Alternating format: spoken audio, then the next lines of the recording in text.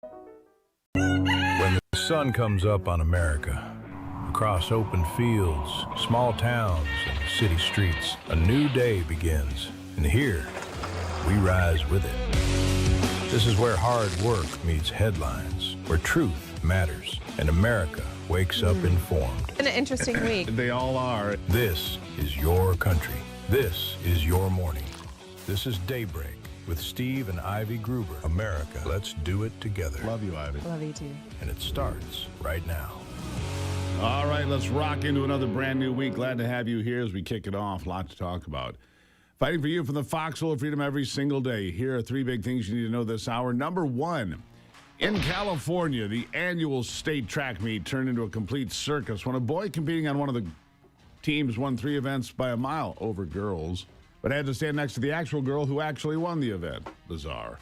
Number two, all eyes are on a military armada sitting off the coast of Iran in the fragile ceasefire as President Trump says Iran is running out of time, and if they don't act quickly, he will. And number three, here's something we need to talk about. Let me paint a picture for you. All right, let me paint a picture for you. You're driving home on a quiet street, your new car quietly watching your eyes, your speed, your every little move. Your phone's AI assistant knows what you're thinking before you type it. Overhead cameras on every street corner log your plates and your face. Meanwhile, massive data centers suck down rivers of electricity so that a handful of companies and governments can predict, nudge, and maybe one day score your entire life. And this isn't some dystopian sci-fi script. This is 2026, and it's accelerating faster than that. I'm not here to say AI is pure evil or that we should smash the servers to go live in the woods. Technology's always been a double-edged sword, but we have to talk honestly about what's driving this explosion, what it's really costing us in privacy, autonomy, and, well, basic common sense.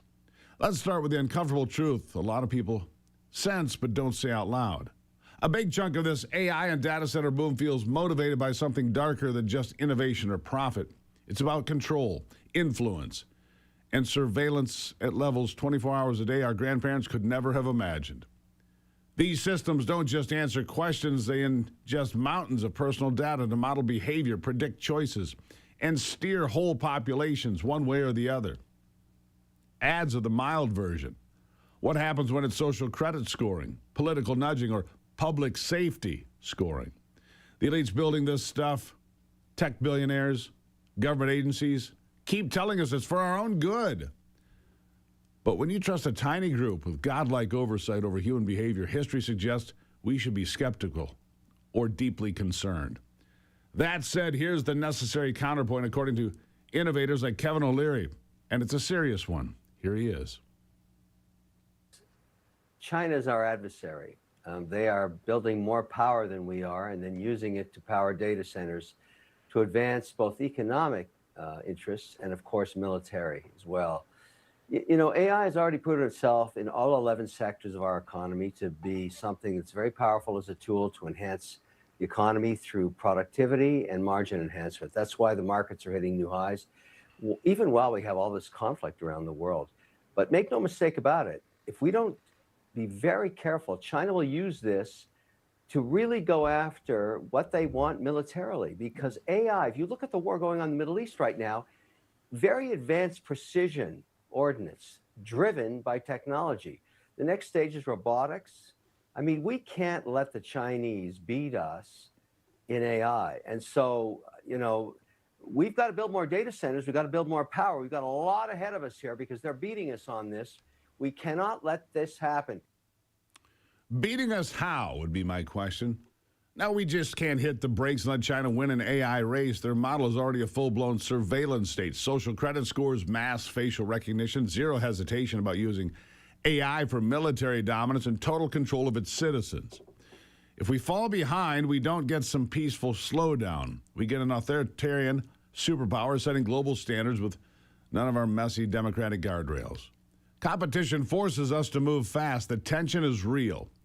Race ahead to protect our way of life, but don't surrender our liberties to domestic powers in the name of winning. We need to thread that needle and carefully. The Center for Humane Technology co-founder Tristan Harris argues that the biggest risk with AI isn't the technology itself, but how few people grasp what it's already doing. Listen to this. So 2 months ago, Alibaba, the Chinese AI company, was training their AI model. And then a totally different team at the company, the security team, was noticing this flurry of network activity. And like, are we getting hacked? Like, what's going on here? And it turned out that the call was coming from inside the house. The AI model during training was picking up tools and autonomously decided to create a secret communication channel to the outside world to bypass the firewall, and it repurposed its GPUs to start mining for cryptocurrency. Yeah, that's right. It should be a gasp. How many people here knew about that example? I want to actually really look. There's like 10 people's hands. How many of the world's leaders do you think are aware of that example? We have a massive gap in understanding about the nature of this technology that's different from other technologies. It used to be that these were hypothetical things that people who cared about AI risk would talk about, like self-preservation or deception or blackmail or lying. Now, all of these behaviors, not just self-preservation, but peer preservation, AI models will actually act to protect another AI that's not it from getting replaced. And it will copy its code somewhere else and then strategically cover its tracks, pretend that it didn't do that. Wow. And we're sleepwalking through one of the biggest shifts in human history. Because while we're busy racing China, this tech is already rolling out all around us in ways that feel more about control than competition. Look around your own neighborhood. Have you noticed how many of these flock safety cameras have popped up lately? License plate readers, they've been around for a while, but getting more advanced. AI-powered, spreading like wildfire across thousands of communities, tens of thousands deployed. They're sold as crime-fighting tools, but here's what happened. A YouTuber and some researchers started digging. Here's what they found. Dozens, maybe hundreds of these cameras left wide open on the public internet. Listen to this. A few weeks ago, using a commercial search engine, I very easily found the administration interfaces for dozens of flock safety cameras. I shared this information with 404 Media, and with John Gaines' help, that number quickly grew to nearly 70. None of the data or video footage was encrypted. There was no username or password required. These were all completely public-facing for the world to see, and some of them still are. You don't have to be an expert to find and gain access to this. You don't even have to type anything in to see every single person, vehicle, and activity that took place in these locations in the last 31 days. Whether you wanted to watch this footage live in real time or look at footage from a month ago, you could just point and click your way to it like you were watching Netflix. You could even open up the live streams in VLC or cast it to a television. How's that make you feel? We're blanketing public spaces with surveillance tech that regular people and stalkers can hijack in moments. If the safety infrastructure can't even secure itself, why are we rushing in to put more of it pretty much everywhere, especially when it's not even foolproof yet? We're going to get to another guy's experience about exactly what happened. Because it could happen to you and it could happen to me. Like I said, AI is not evil. But giving just a few people or corporations complete control over all of this and over you, there are a lot of questions that need to be asked. We'll have some of those questions after the break. Welcome to it. Good morning.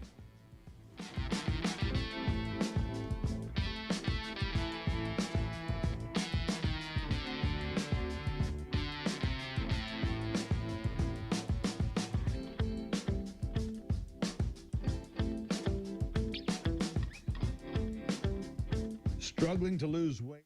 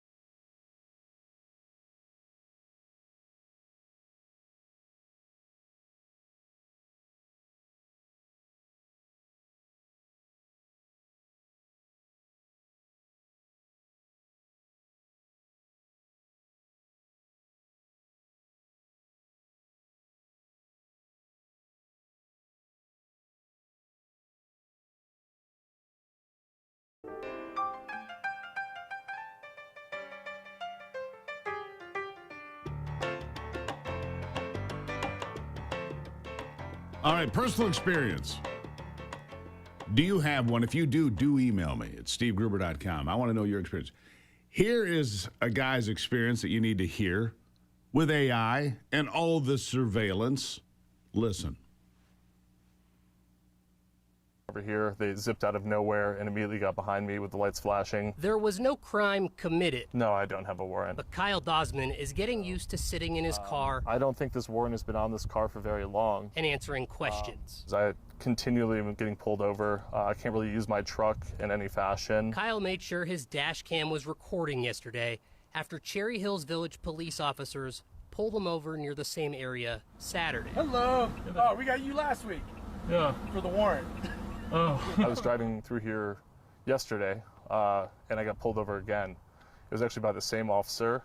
You need my license? No. Okay. I remember you, man. Okay. The Cherry Hills Village police say the Gilpin County Sheriff has a warrant out with Kyle's plate, and it was put on a flock camera hot list. Everywhere in the state, every time I pass a camera, they get alerts in their car that I'm in the area. Kyle has called both the Gilpin County courts and sheriff's office to get off the list, but they've told him he needs to know who the warrant is for, which nobody can tell him. Yeah, all I know is I'm in this system now, and there's really no easy way to get out of the system once you're in it. So he hasn't done anything wrong except drive his car. You see, because once something's in there, how do you get it out? Not foolproof at all. Can you imagine getting pulled over every time you try to go to work? And it's not just cameras on poles. These flock cameras, you'll see them, they have like this base unit, and there'll be a pole, and they're like solar powered. There'll be 4 or 5 cameras clustered up there. Look at your next car. Thanks to federal mandates from Joe Biden's 2021 infrastructure bill, new vehicles are heading toward advanced impaired driving prevention systems, also known as the kill switch. I call it the God switch. Passive monitoring of your behavior, eye tracking, alcohol detection, anything you can think of, biometrics, all of it.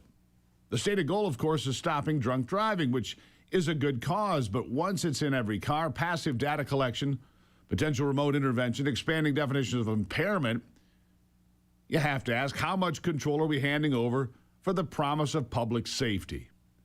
This guy perfectly illustrates the dangers we're talking about.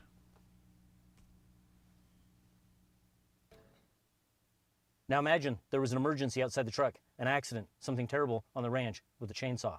And I jump in this truck, but the truck, it won't shift into drive. Why? Because the cameras and sensors inside this cab won't let it shift, because it detects my eyes are big, there's a lot of emotion, there's some panic, and it doesn't feel that I'm fit to drive. Now that's not science fiction, that is happening because Ford just filed the patents. Ford actually has a series of patents down at the U.S. Patent and Trade Office that deal with the sensors and cameras inside the cab of their truck. And if the sensors in that truck determine that you're not fit to drive, that truck will not actually shift from park to drive.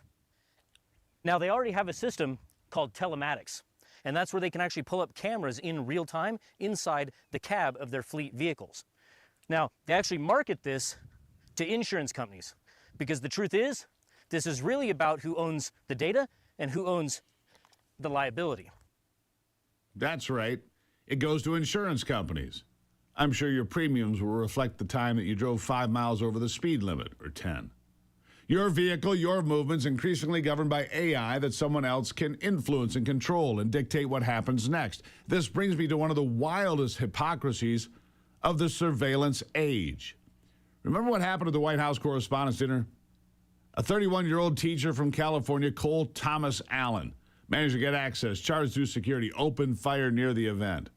In an era of cameras, AI analytics, facial recognition, federal databases, flock network cameras, and who knows what else humming in the background, they couldn't stop a lone gunman from breaching one of the highest profile gatherings in D.C. and opening fire with the president there. Let that sink in. All this technology did nothing. We've got all this tech supposedly making us safer, yet basic high-value protection fails. And the response? More. We want more. Keep expanding Big Brother's reach over everyday citizens, more data centers, more cameras, more vehicle monitoring. We're letting them spy deeper on you and me while the same system can't secure an elite press conference or dinner. If they can't stop that with what they already have, why should we trust them with even more intimate control over our lives? Take something like Senator Josh Hawley's GUARD Act. It just passed the Senate Judiciary Committee unanimously in late April. It's moving forward. The goal is at least protecting kids requiring age verification on AI chatbots, banning AI companions for minors, forcing disclosures that the bot is not human, and penalties for sexual content or pushing self-harm. On paper, after stories of teens being manipulated by these systems, it makes sense, but here's the concern. This is another big step toward government compiling database on your users, on your kids. Age verification at scale means more ID tracking, more centralized data on who's talking to what AI. Sold as child protection, and that intent matters, but implementation often means mission creep. Once the infrastructure for monitoring AI exists, how long before it expands? We trade real dangers for new forms of oversight. Look, I'm not anti-technology or even anti-progress. AI can solve diseases, boost creativity, tackle climate challenges, and yes, help us compete globally. But the current path, elite-driven surveillance infrastructure, insecure public tools, failed basic at the top, and quiet power grabs dressed up as safety, risks locking us into a softer cage before we even notice the bars. We need to demand better, real transparency in what these systems are doing with our data. Ironclad security before deployment. Genuine limits on domestic surveillance. An innovation that serves human flourishing instead of controlling it. Support smart competition with adversaries, but don't let national security become an excuse for domestic overreach. Push back locally on unchecked camera networks. Stay aware of what your devices and cars are actually collecting, what they're doing every day. At the end of the day, the question isn't whether AI will change everything. It already has and continues to do so. The question is whether we will stay awake enough to make sure it serves us, not the other way around, because right now, too few people grasp what's already happening. Let's change that before that cage closes in. All right? We'll take a break and be back. That's your monologue. Love to hear from you. SteveGruber.com. Send me an email. Look forward to seeing what you have to say. Back after this.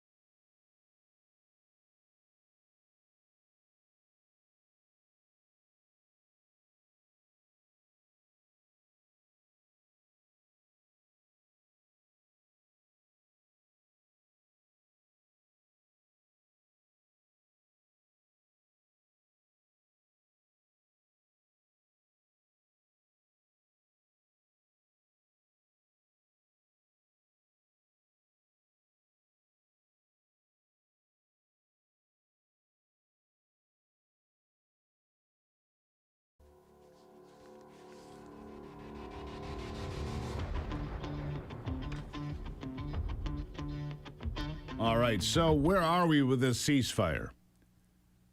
Iran, look, they lie. They don't tell the truth. It's where we are. President Trump says it's time to get it done. He says the clock is ticking. For Iran, the clock is ticking, and they better get moving fast or there won't be anything left of them. That was a post on Truth Social from the president. Time is of the essence, all capitals with an exclamation point. Fresh off his meeting with dictator Xi in China, the president says, we need to get this taken care of. He says China is on board. Benjamin Netanyahu said this yesterday. Our eyes are also open regarding Iran. I will speak today, as I do every few days, with our friend President Trump. I will certainly hear impressions from his trip to China, perhaps other matters as well. There are certainly many possibilities. And we are prepared for every scenario. So Netanyahu and Trump have been on the phone. Look, the idea that Netanyahu controls Trump is backwards, just so you're clear on that. You've got your people that say otherwise. It's simply not true. Trump will tell Netanyahu when to engage and when to back off, when to move forward and when to stop. The prevailing assessment, of course, is that the president is going to return to military action. Maybe take out a power plant and say, okay, there's one. Now you've got a couple of days. And then it'll be another. And no, again, it's not a war crime. Did you know that most people don't get enough DHA, the key nutrient your brain relies on for memory and focus? DHA is necessary for health, brain function, and may help support heart health and metabolic health. In fact, inadequate DHA levels in the brain have been linked to Alzheimer's. The good news is that my friends at Longevity have solved that because Longevity has 180 milligrams of DHA, 250 milligrams omega-3 oils per serving.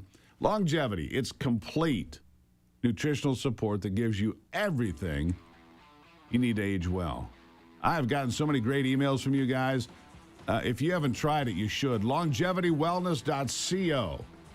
Enter the promo code Gruber at checkout for a special discount. LongevityWellness.co. Promo code is Gruber at checkout. I'll be right back with attorney David Coleman.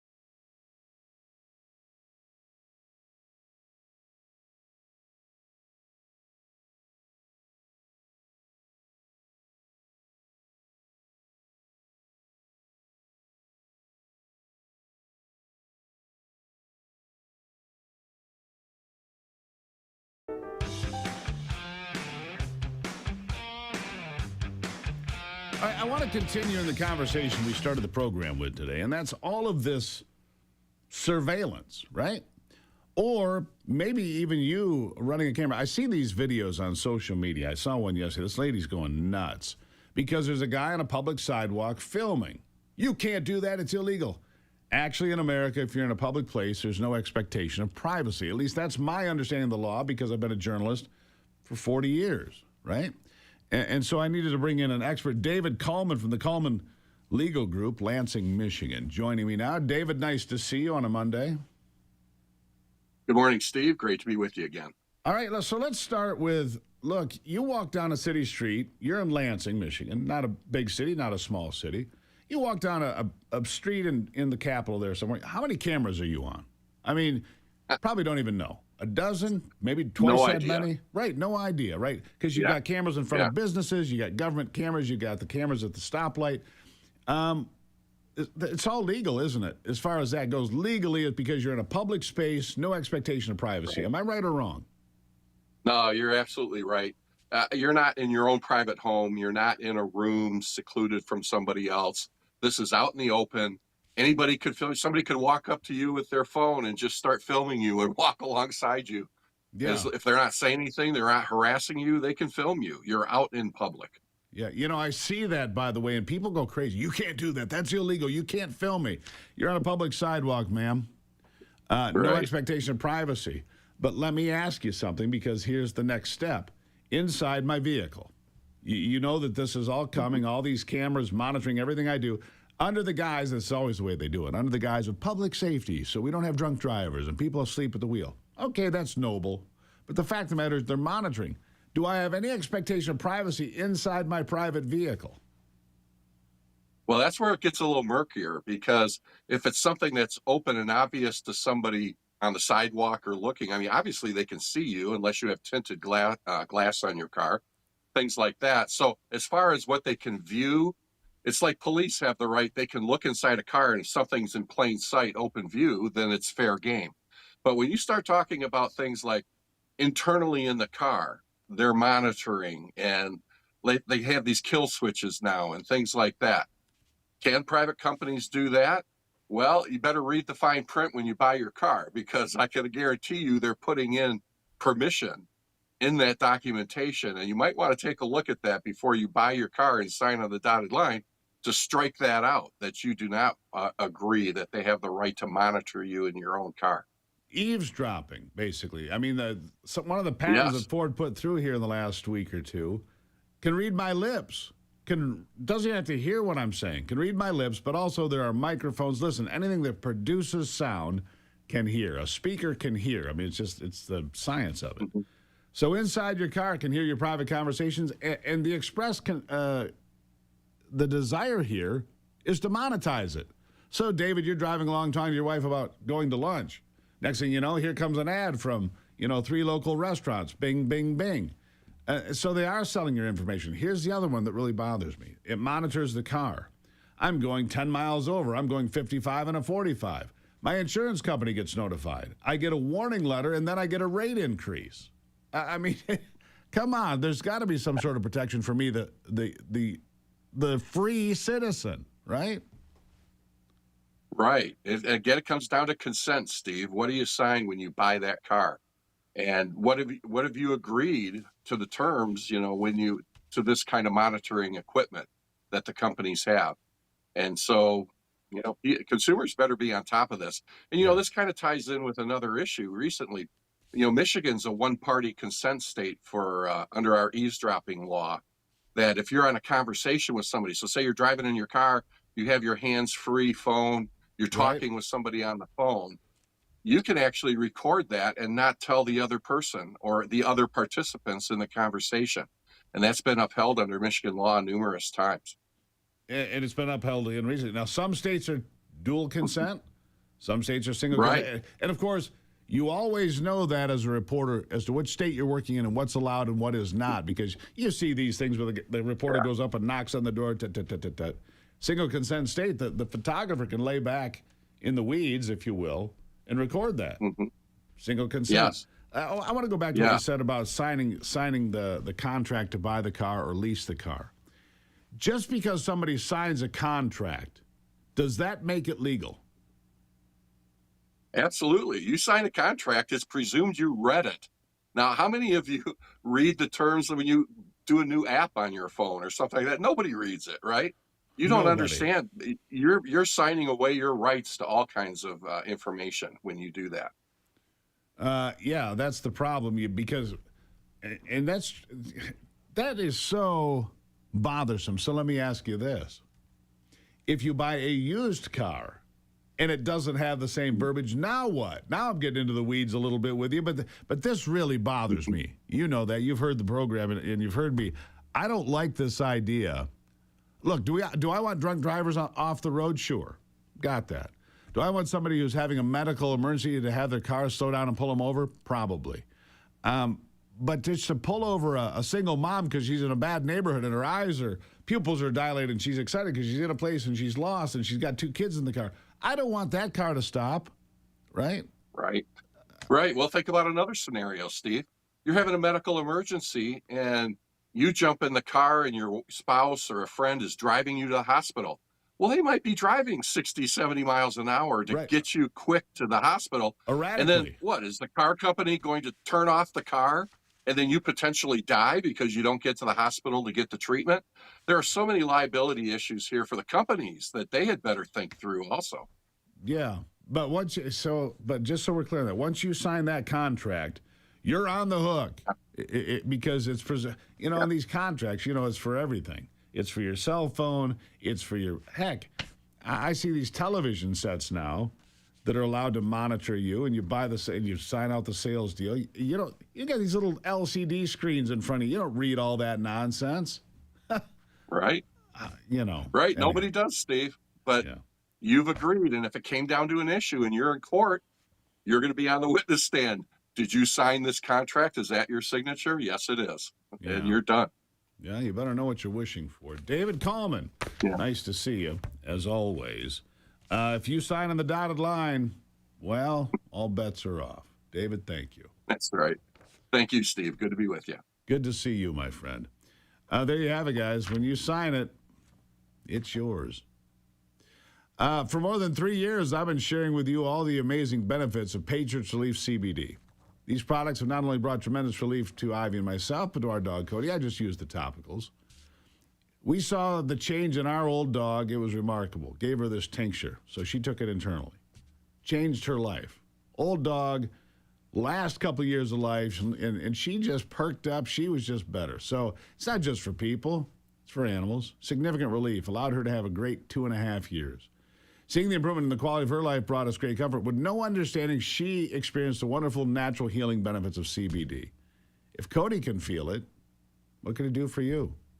To learn more about the products and which ones could be best for you, pick up the phone, call Patriots Relief, 877-203-1776, or just go to patriotsrelief.com online, patriotsrelief.com. Place your order today. You're going to save 40%.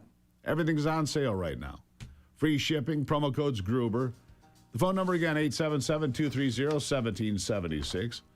Or use the promo code Gruber at patriotsrelief.com. Get 40% off and free shipping. What a deal. I'll be right back.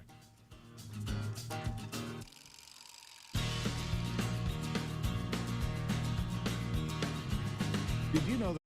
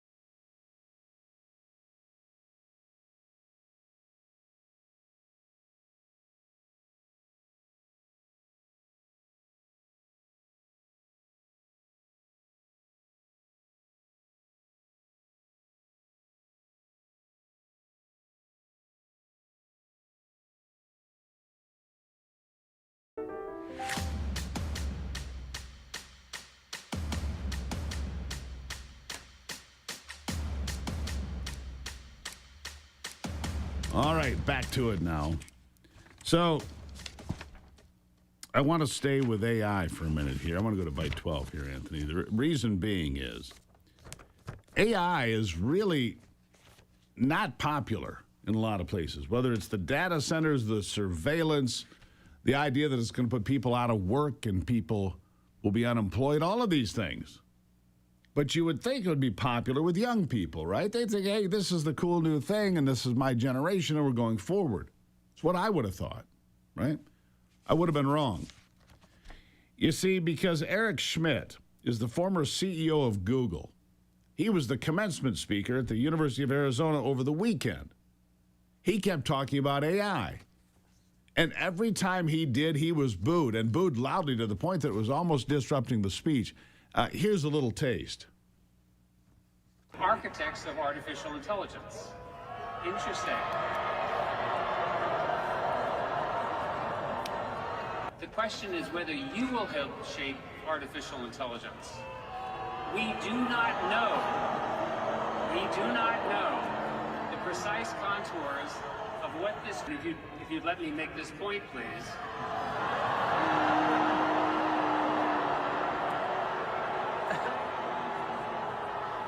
Choose a diversity of perspectives, including the perspective of the immigrant, who has so often been the person who came to this country and made it better.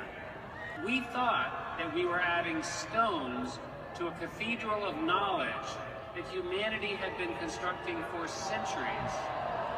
But the world we built, artificial intelligence that reflects those values, the world will be unimaginably better for it. If they had tomatoes, they'd have peppered him with them. I mean, that every time he mentioned it, he got drowned out by booze. Can I please make this point? No, dude. They're not buying it, which I found surprising. How about you? Does that surprise you? Because I thought, well, you know, these kids, they like social media. They like all this stuff. They like gaming and whatnot. But, man, they hated it. Absolutely hated it. Anyhow, let me shift gears here. Speaking of unpopular ideas, I've got Kamala Harris Byte 2, Anthony. She wants to discuss no bad ideas and then suggests ending the Electoral College and, of course, packing the Supreme Court. This is what the Democrats have. We can't win at the ballot box when people actually turn out to vote. So here's what we're going to do. We are going to completely manipulate the system. We'll pack the court. We'll make Puerto Rico a state. We'll make the District of Columbia a state. All of that. Donald Trump can end run that, by the way. I'll tell you about that later, but listen to Kamala Harris. Say, look, this is a moment where there are no bad ideas. A no bad idea brainstorm is what I'd like to call it. And in that no bad ideas brainstorm, we talk about what we need to do and think about doing around the Electoral College. We talk about the idea of Supreme Court reform, which includes expanding the Supreme Court. We invite a conversation about multi-members districts. We talk about, look, that if we win the Senate, which we should and we will, then the Senate Judiciary Committee should have rules that they put in place so when these people come before as nominees to the Supreme Court and lie, that they are held to account and consequence. Not just that somebody goes on cable news and says they lied, but that there are rules in place to actually penalize people for lying to a Senate Judiciary Committee. First of all, is she sober? Because she always seems like she's a little bit buzzed to me. She also strikes me as a high school sophomore who thinks she's smarter than she is, but really doesn't know doodly squat. That's the impression I get. By the way, she is the leading candidate for the Democrats currently to be the Democratic nominee to be president of the United States. Please do it. We would consider that another generous gift from the left to make getting somebody that's got a functioning brain to get elected. I want to go back, continue on here. Next bite with number 3. Bill Maher. Bill Maher is one of these Democrats like Alan Dershowitz who pulled the ripcord after however many years, said, I can't be a Democrat anymore. I feel like Bill Maher's about in that place. I feel like he's almost there because every time you hear the man talk, he's like, what are we doing here? You people are insane. Here's another example. Islam, but it's the liberal blind spot. It's this kind of. It is. I don't want to talk about it. I don't want to look at it. I don't understand that. They have one word that stops all debate, and that word is Islamophobia.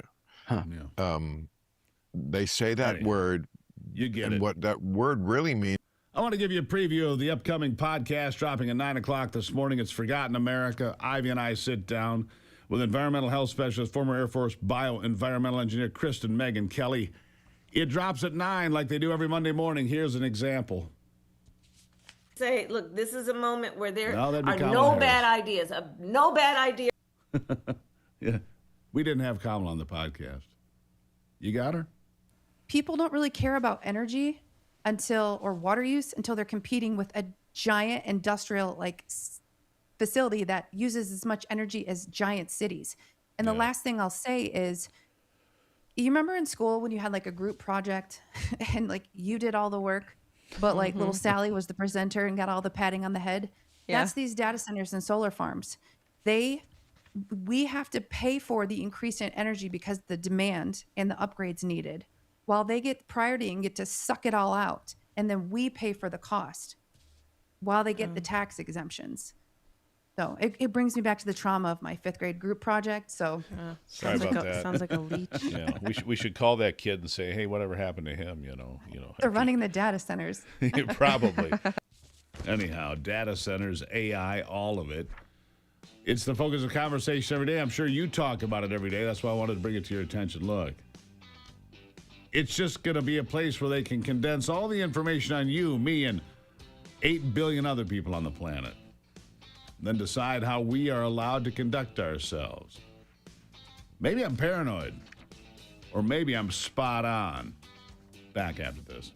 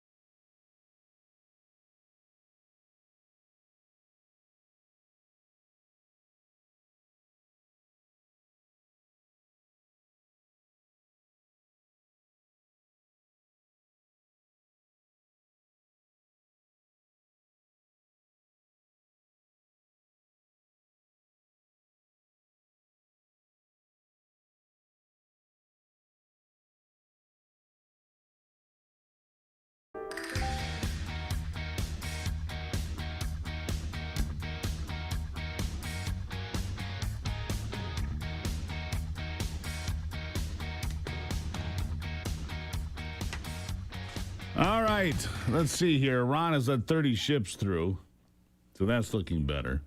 I've got something coming up in the next hour that I have got to share with you, because it's really important and good news. I've told you this for weeks, and so I'll just say I told you so, right? And that is California's redistricting is not a lock. California's redistricting is anything but a lock. And the reason being is they used race as part of their decision-making process. And you can't even do it in part. Even if it's not the primary reason, but you include it as part of your metrics as to how you get a new congressional district. Well, that was struck down by the Supreme Court in Louisiana versus Calais. So, what I'm getting at is this. Proposition 50, passed by voters last November as a Democratic countermeasure to Republican-led redistricting, now on a collision course with the United States Supreme Court. That's a fact. Lawsuits are being filed because they used race. Well, think about that. Wouldn't that be something? And I've told you this for months. I told you Virginia would get struck down. It did. I told you California would get struck down. It will. Which means on the other side of that, Texas, Florida, North Carolina, maybe South Carolina, Missouri, Tennessee, maybe Alabama, maybe Louisiana. There'll be 8 states that are red states that will redistrict in favor of the Republican Party for Congress in November. Never stop doing your part, my friends. We have a country to save. Never stop doing your part.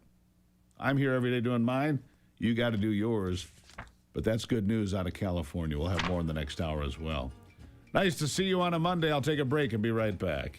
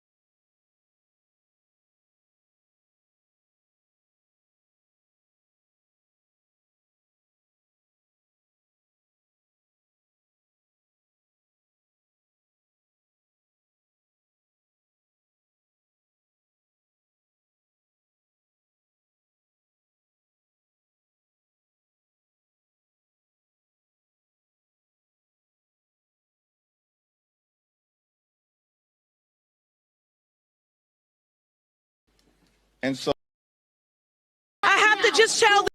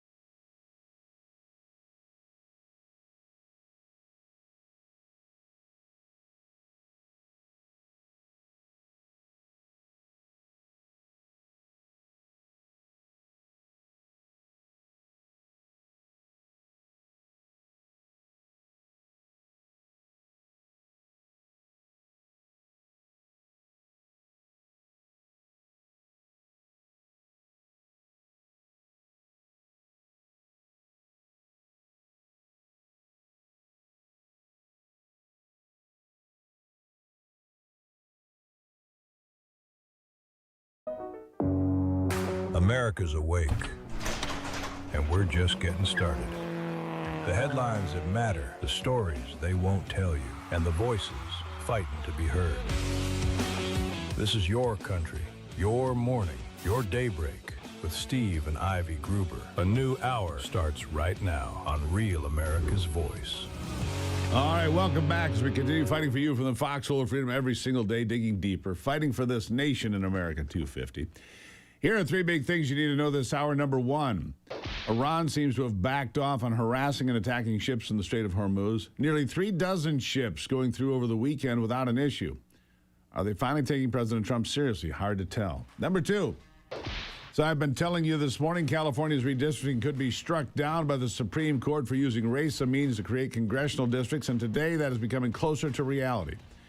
And number three, I want to continue with exposing the radical left for exactly who they are. A hateful, tone-deaf, authoritarian bunch who love AI in your car, by the way. Just love all this surveillance we've been talking about. Ivy's jumping in as she does. Ivy, good morning. Good morning. Nice to see you. Nice to see you also. I mean, you are suspect sometimes, so I could understand why we might want to have surveillance. Wait, me? I'm kidding, of course. You know, it's funny because you have that Life 360. Which it tells you where it's people. It's great for families. It is, you know. But how many times do we go somewhere? Ivy completed a 51-mile dangerous drive. I'm like, risky drive. That's the word, risky. I'm like, risky. What? Because we took two S-curves? miles. Yeah, I went 75 miles an hour, which is the speed limit, and it was a risky drive. I mean, they should see when you power slide the Suburban, then they'd think it was risky. All right, hit the curb. Just kidding. You haven't hit a curb in a while. It's been a while. No, I don't generally hit curbs, but anyhow, every once in a while. I want to play you this bite. Okay. This is a Democrat. She's running for office in, I think she lives in Iowa now, right? But she's from Minnesota, and she went home recently. And here was her observation of Minnesota. Listen. Yeah, I remember the first time I went back to northern Minnesota to visit, and I was just kind of shocked at how many white people there were. The feeling was very different. I'm like, whoa. I was uncomfortable in a different way. Right.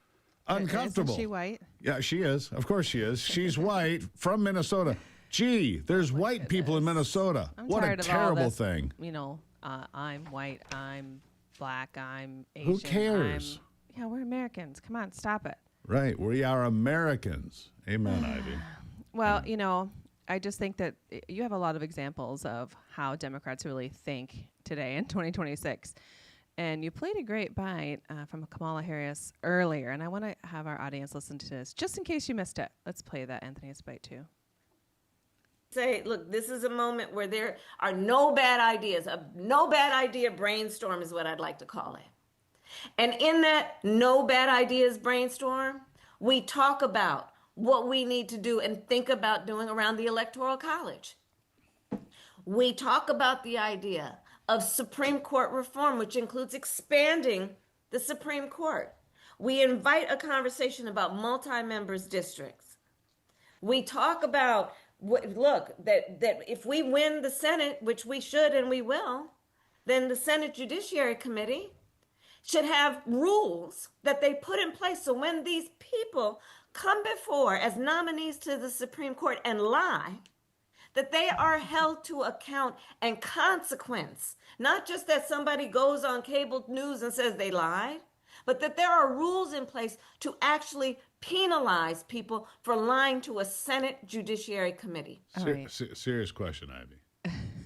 Is she sober? I'm serious. I'm not joking. Is she sober? I mean, she strikes me as unsober. She talks about abolishing the Electoral College, which gives smaller states just as much influence in elections, right, as larger states. Right. One of the purposes of that. That's the small states signed on because of it, because otherwise they said back in the day that a big state like New York or Pennsylvania would run over you, which was true. Exactly. She wants to pack the Supreme Court. Now, I remember what was it, a couple of years ago, you started talking about this and you were saying, listen, this is what the Democrats are going to do if they get into power. They're going to pack the Supreme Court. They'd love to abolish the Electoral College. She doesn't, a little bit later there, she mentions making Puerto Rico and D.C. states. Of course. You know why? Because they're Democrat strongholds. They're highly blue. I mean, D.C. is only 63 square miles. Yeah, so she says, we've got to neutralize these red states from cheating. Okay, so you didn't like the outcome of what the Supreme Court did into Virginia, so you're whining. And then you don't like what the outcome was of the Supreme Court in terms of, racially making gerrymandering. Right. You can't do that. You can't use race to create congressional districts. Right. They're upset about the outcome, and this is what they say. And I have another bite, too. Here's Hakeem Jeffries. This is my bite, Anthony. And so Susan Del Bene said earlier today, we're going to win back control of the House. And the big fight will be what happens in between 2026 and 2028. Because we know this unprecedented assault on black political representation, the likes of which we have not seen since the Jim Crow era, the ghosts of the Confederacy has afflicted the United States Supreme Court majority and is invading and haunting the nation right now, and we take that seriously. Okay, Anthony, come back. And we know it's going to continue. Did you hear what he said? Yeah. Which is why I mean, really?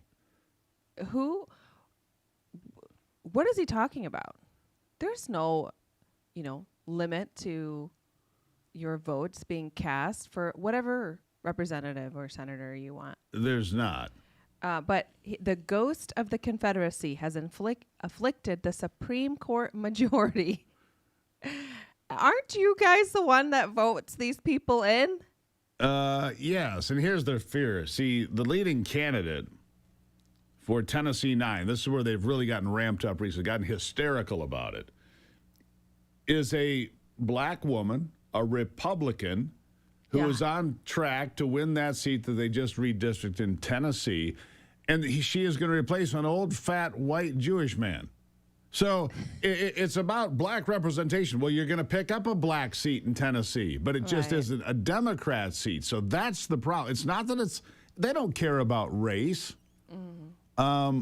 I mean, they had a black woman running for governor in Virginia in the last race, and she lost. So if it's really about race, people, what are you talking about? Because it's nothing. It's about power and control and white hate, which is weird to me. Like that woman saying, I can't believe I went to Minnesota. It's so white. It's Minnesota. Of course it's white. Or predominantly white. It's all about race all the time. It's exhausting. It is exhausting. It's completely exhausting. And I don't, look, Wesley Hunt, you saw him. He's the black congressman from Texas who says, I represent a majority white district. Mm-hmm. I don't care who runs as long as it's the best person. Exactly. Byron Donalds, same way. Byron Donalds will be the governor of Florida, most likely. Mm-hmm. A black member of Congress who I think he's brilliant.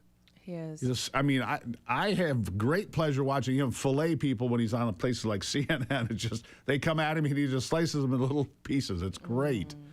They're not concerned about black representation. They're worried about Republican black representation. Ivy, you're exactly right. Unbelievable. Well, we're out of the gates. It's Monday. Nice to see you. Love you. Love you. All right. Good stuff. She'll be back a little bit later. They keep saying more Ivy, by the way, here in the chat session. So more you and less me or something like that. We'll be right back.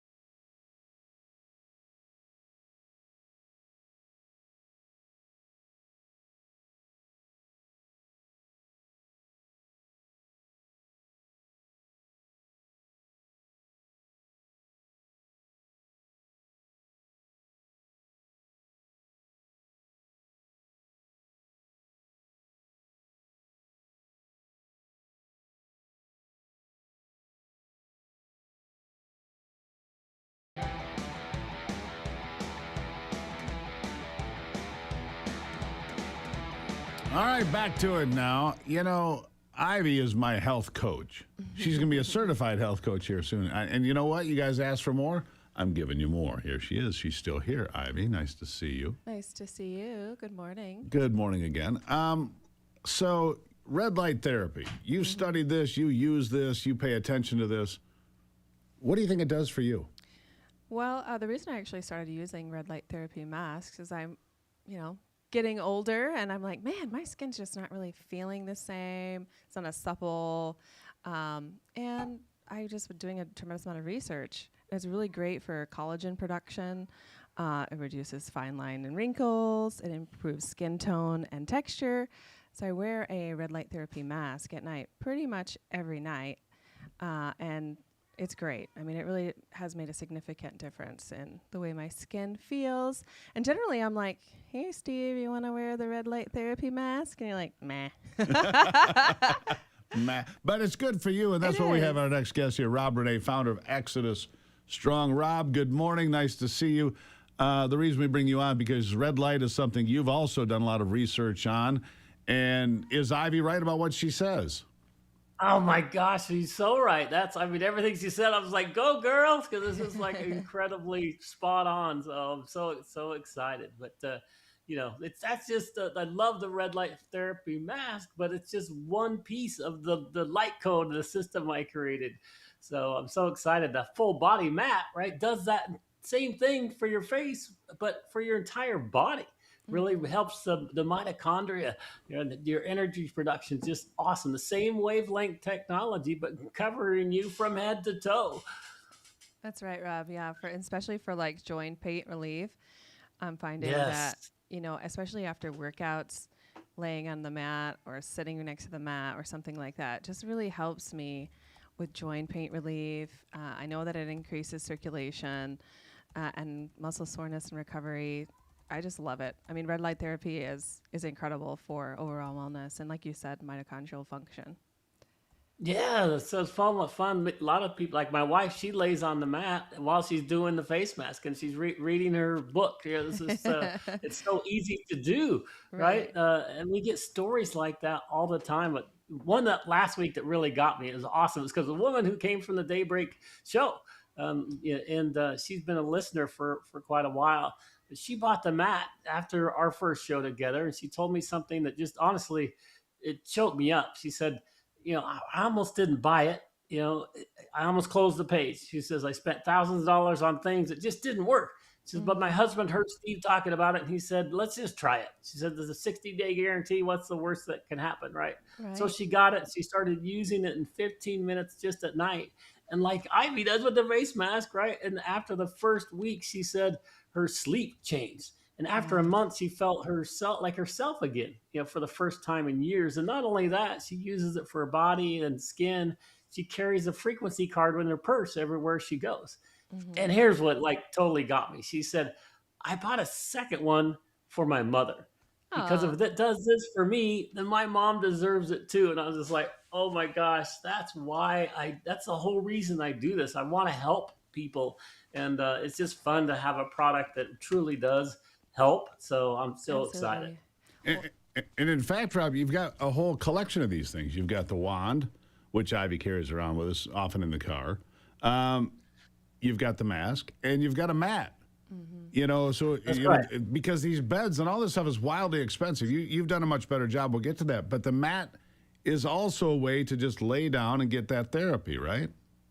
That's right. It's just so easy to do, right? You could stretch on it before your workout or after your workout. You can lay on it, in the morning or lay on it at night as you're getting ready for bed. It's so convenient and so easy. And then this targeted therapy wand is so awesome. And that's the special that we're doing. Today is if you add up all these products together, we sell them for $1,300 or more on our website. But, we're so excited with everything that the Gruber team is doing for us. The Daybreak team has been amazing.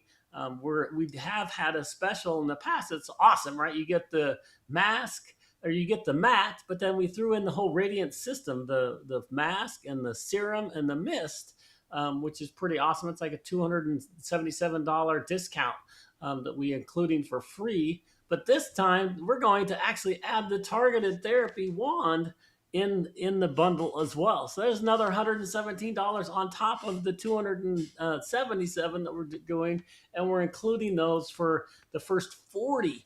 And so I'm excited about that as well. That's so great, Rob. You know, I was just thinking, in a world full of like pharmaceutical help that people are going and just taking pills in order to sleep, or taking pills in order to, you know, feel better. Overall, I think that these red light therapy, natural way to feel better, and with daily usage, with regular usage, it really does make a significant difference in your skin and your overall well-being. So I really love these products. There you have it, Rob. I want to tell the folks there's a special here today, before I run out of time. If you go to ExodusStrong.com, use the promo code Gruber. ExodusStrong.com, promo code is Gruber. I think you said $597, Rob, for the whole deal, right? That's right. $597. In fact, you go to ExodusStrong.com/Gruber, and that's where the special page is. You won't find it on our regular website. So go to ExodusStrong.com/Gruber. And sorry, I didn't mention that to you, Steve. That's all right. And the code is already applied. So it's a $597, and you get this wand as an extra gift from us. But the cool thing, too, is the first 10 people are going to become founding members of Exodus Strong. And what I mean by that is you're going to have lifetime VIP access. And I explain that all on the page. So it's ExodusStrong.com/Gruber, and you'll get that incredible offer there. Rob, always good talking to you, my friend. Thank you. 40 total available today. Limited supply. The first 10 are founding members. That's ExodusStrong.com/Gruber. There you go, Rob. Thank you for being here. Yeah, thank you, Ivy. Wonderful to see you, and just you guys are a pleasure. So thank you very much. God bless you. And God bless America. After yesterday, wasn't that wonderful? Yeah, amen. It was. Amen to that. All right, stick tight. We'll be back in a minute.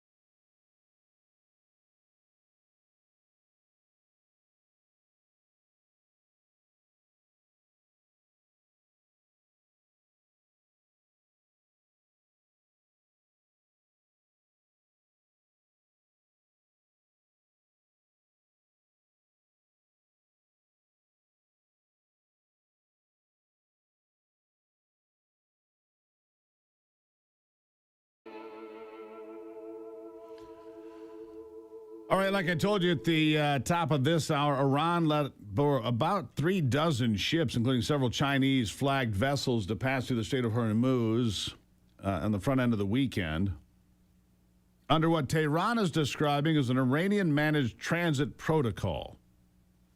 That's coming from the IRGC. Look, we're not going to stand for that. China's not going to stand for that. Nobody's going to stand for them charging a toll to use international water. And I can tell you right now today, the ceasefire could end at any moment. Any moment. And my guess would be that a power plant gets taken out. Maybe one, maybe two. That's my guess. I don't have any inside information. That's just me looking at the tea leaves and saying, look, here's what the next step is. Take out a power plant and then wait 48 hours. Nothing changes, take out another power plant. Wait 48 hours. We're not playing games here. We have to finish the job that was started. I don't want to be there for years. Certainly don't want a ground invasion. But I want these terrorists stopped after 50 years. I want this terrorist regime stopped. after 50 years of attacking Americans, other allies of ours, killing people, whether it was in Beirut in 1983 or the USS Cole in the year 2000 or Al-Shabaab operating in Africa or Hezbollah operating in Lebanon. I want it stopped. We'll see what happens next. That's my opinion. We'll see where it goes. It is one thing for a bank to say they support our servicemen and women. It's another thing to prove it. Old Glory Bank, proud to stand with our military and their families by offering Old Glory Protect. It is a $100,000 line of duty death benefit they offer free to any of their customers who are service members. A meaningful way they express gratitude for those who protect and serve our country.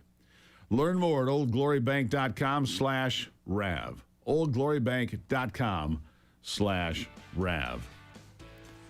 They're good folks, that's for sure. Alejandro Martinez Ariza, Mexican Union boss, calling Trump about trade. We'll talk about it straight ahead here. The trade wars.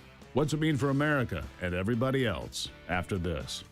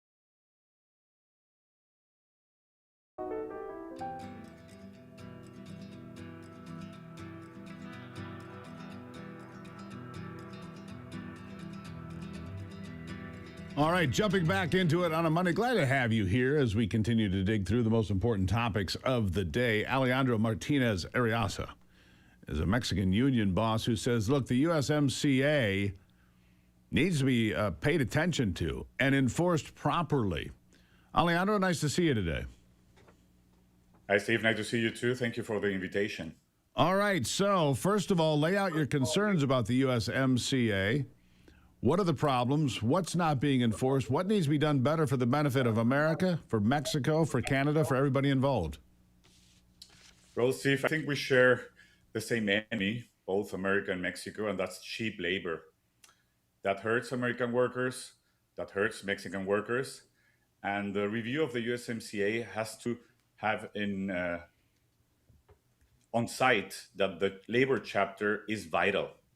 There is no fair trade without strong wages, without the respect of labor rights in Mexico, with real unions in Mexico. And I think that's something that the last one missed.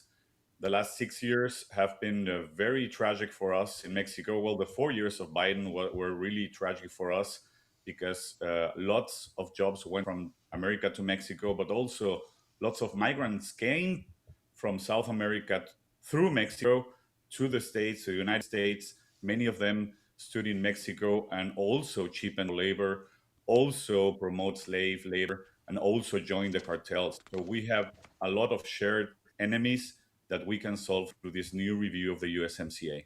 Now, you say that you are a supporter of President Trump and enforcing this agreement more stringently. Not because you're MAGA, but because you believe in the dignity of workers, not getting pennies on the dollar for what they should be getting a living wage for, because look, Mexican workers get exploited on both sides of the border, don't they? Completely right. I think the best border security is a Mexican worker who doesn't need to leave. We need to build that reality together on both sides of the border, because also Mexican labor in America is cheapening American jobs, is risking American and Mexican lives. And that's something that the USMCA could tackle if we agree upon the rules. They have to be equal for all three countries, and then all three countries must comply with human and labor rights. Yeah, let me ask you this. You believe in a strong border. A lot of people in Mexico would like that border to be open. In fact, some members of your Mexican government believe that America stole Mexico and Mexican territory. I don't believe that. You don't believe that after the War of 1846. But a national border, you say, that is strong and secure is good for everyone. I agree with that. What are your thoughts? Absolutely. I'm not a politician. I'm a union leader. I've heard this nonsense of land stealing land from countries, and the only reality is that your land is the land you can defend, you can protect with military, with your industry, with your people. So the borders are like they are. Nobody's missing the other part of Mexico. We are a country which is rich like it is, and we need a safe border. Many of the problems of the Mexican reality right now came with the open borders policy of President Biden.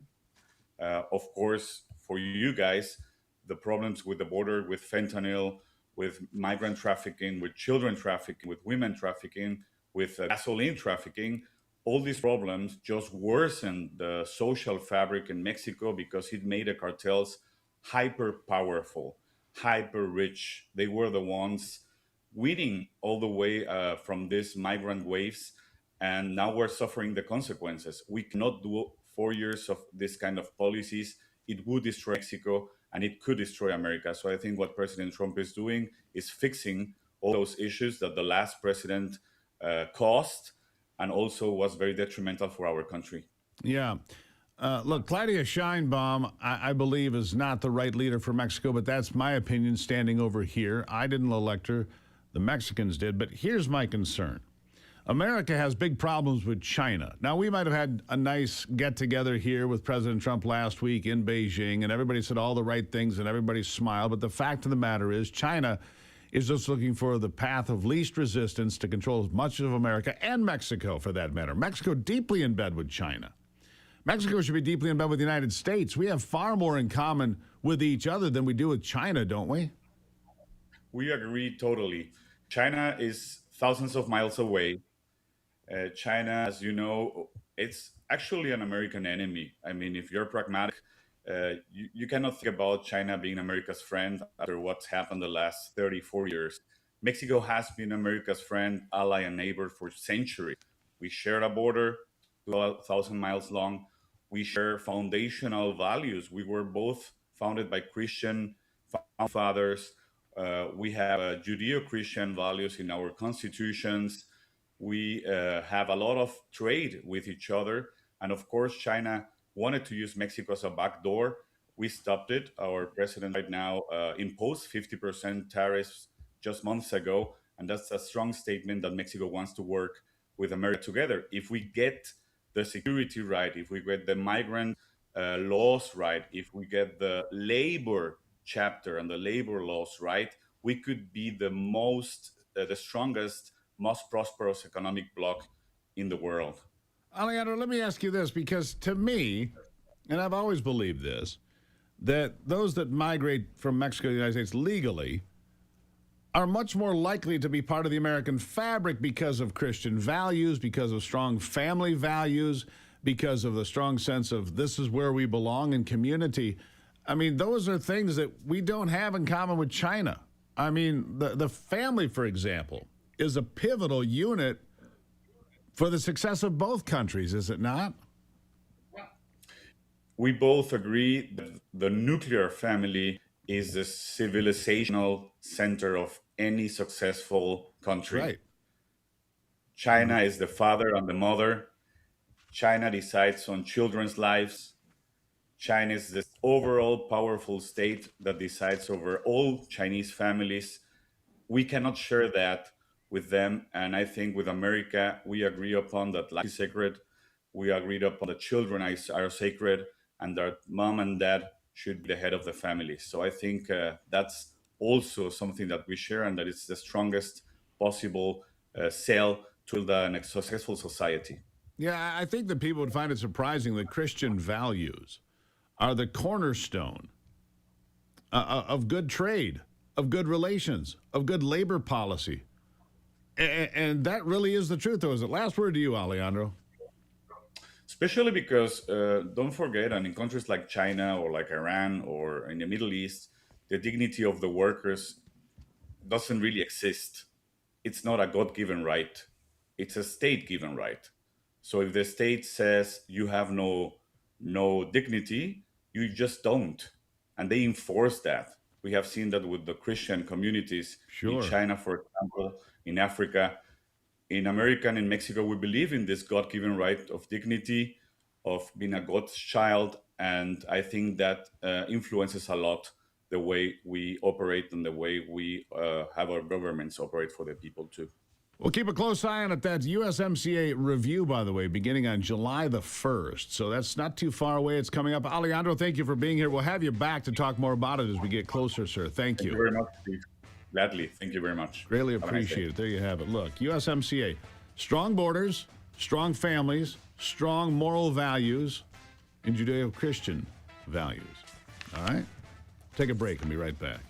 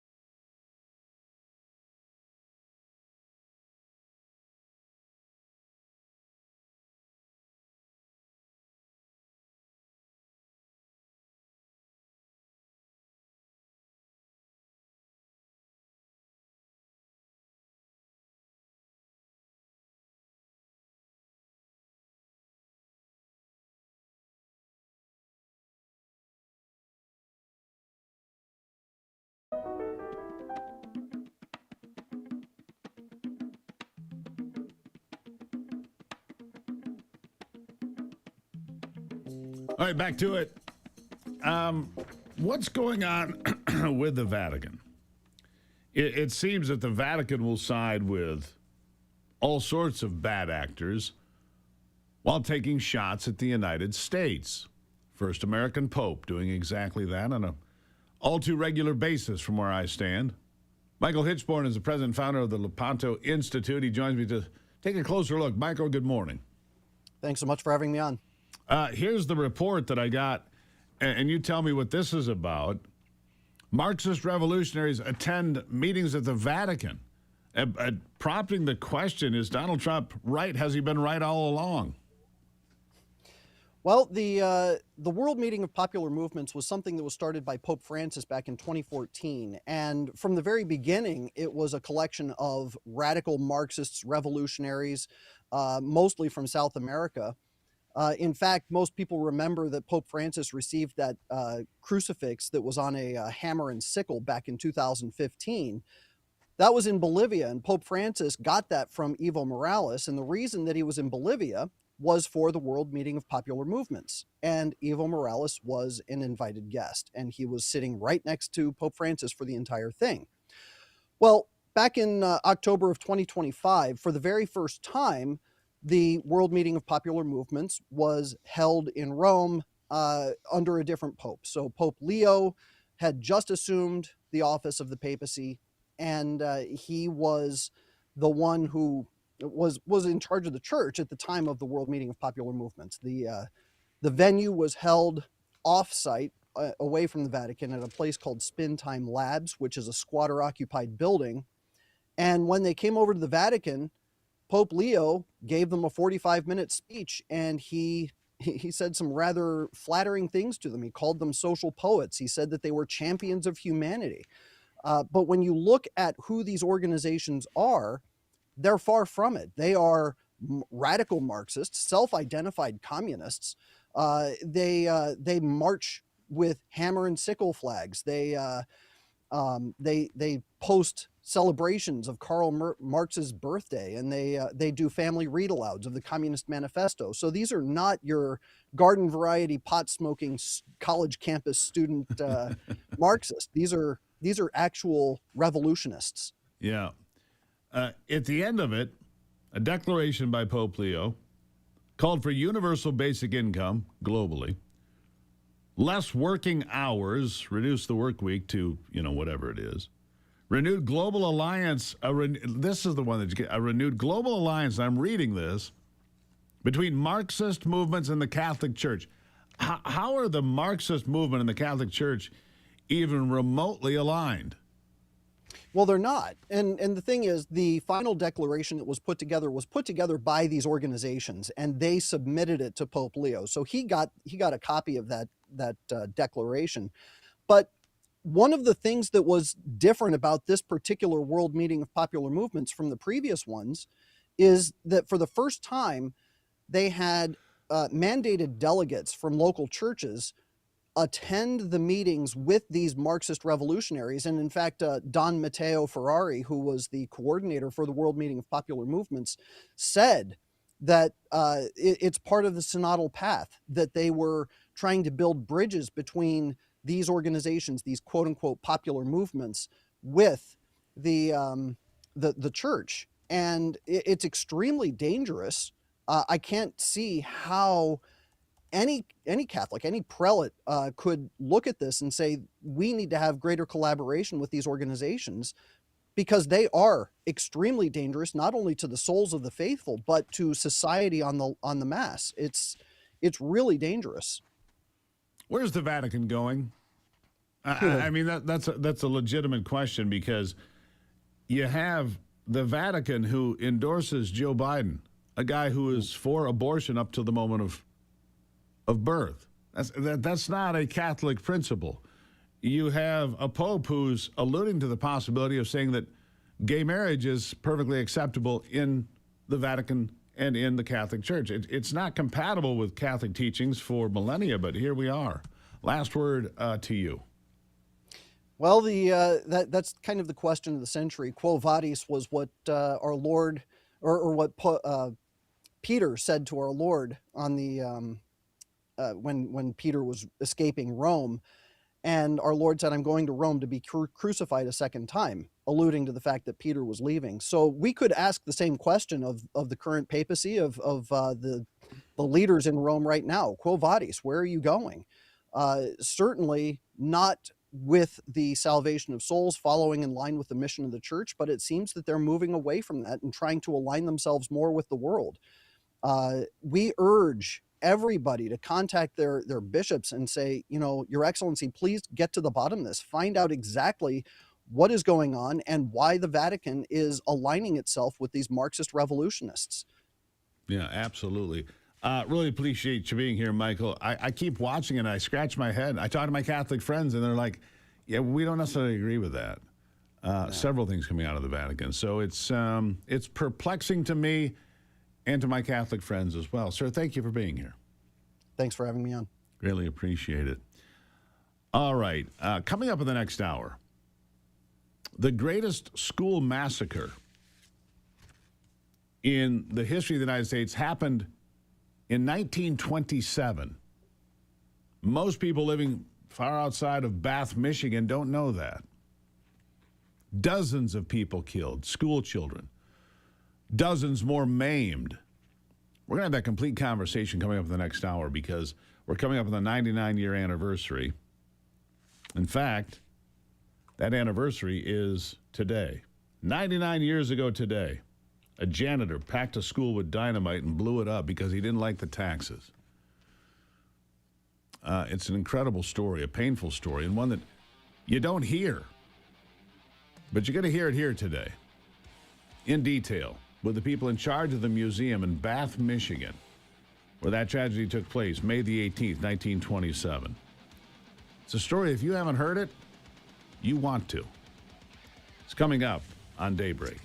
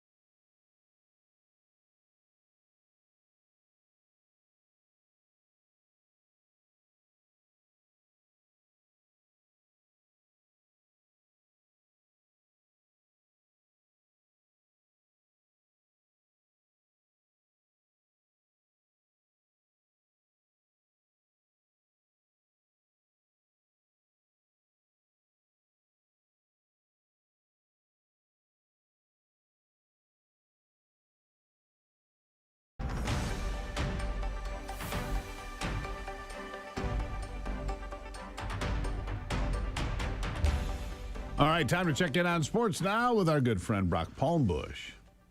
With a look at sports, I'm Brock Palmbush. The Cleveland Cavaliers throttled the Detroit Pistons 125-94 to take Game 7 of the NBA's Eastern Conference semifinals last night in Detroit. Donovan Mitchell led 4 players with 20-plus points for the Cavs with 26. Sam Merrill and Jared Allen each had 23. Cleveland advances to the Eastern Conference Finals against the New York Knicks tomorrow night. England's Aaron Rice shot a final round 65 to win the 108th PGA Championship yesterday at Aronimink Golf Club near Philadelphia. Ryan was 6 under par for his last 10 holes to win his first major title by 3 shots over John Rahm and Alex Smalley. Ryan takes home $3.7 million for his win. A full schedule in the major leagues yesterday. American League winners included Toronto, Cleveland, and Texas. National League winners included Atlanta, San Diego, and Arizona. 4 games in the WNBA yesterday. Winners were Las Vegas, Indiana, Chicago, and Toronto. That's a look at sports. Back to you, Steve. All right, Brock, again, that conversation is coming up. 45 people died that day in the small farming community of Bath, Michigan, because Andrew Kehoe packed the school with dynamite, and only half of the explosives went off. It would have been remarkably worse. 38 kids died, 7 adults. The perpetrator blew up himself in a car bomb, killed the superintendent that he had called over to his car. Nobody knew he was the perpetrator until they later found his own farm bombed and his wife murdered. A remarkable moment in American history, and not a good one, but we're going to talk about it. Today is the 99-year anniversary of that attack. My mother, who I often talk about, taught in Bath, 1960. She taught there for a couple of years. And in 1960, there were still many people around that community that were limped or had other long-term injuries that had survived the attack. Remarkable story. We're going to share it with you because today's the anniversary, so that's coming up in the next hour. You've never heard about the Bath School Massacre? Look it up. Incredible story of tragedy and then people coming together as a community. The best of America, too. All straight ahead.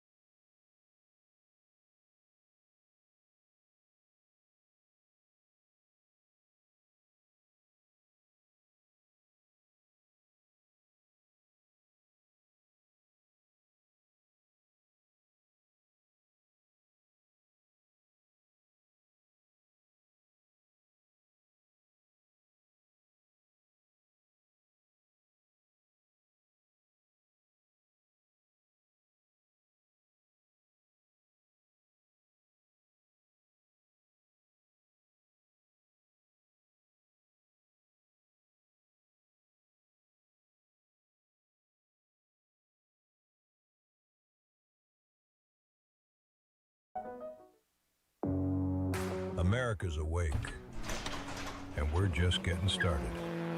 The headlines that matter, the stories they won't tell you, and the voices fighting to be heard.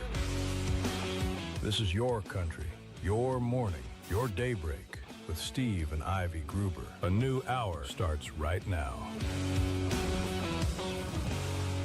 Welcome back as we continue into the next hour here of the program. We got a lot to cover here this hour, fighting for you from the foxhole of freedom. It is the relentless pursuit of truth wherever it may lead. That's where we're going to go every single day. Three big things you need to know this hour. Number one, Michigan House Republicans demanding answers from Jocelyn Benson, the current Secretary of State of Michigan who is running for governor, and her ties to the Southern Poverty Law Center, the discredited organization that would label just about anybody as a racist for sport. Number two, Abdul El Sayed holding a strong lead, 10 points over his Democratic challengers. He is going to be the nominee for Senate for the Democrats, a guy who openly hates America, anti-Semite, racist, all that. And number three, you ask and you shall receive.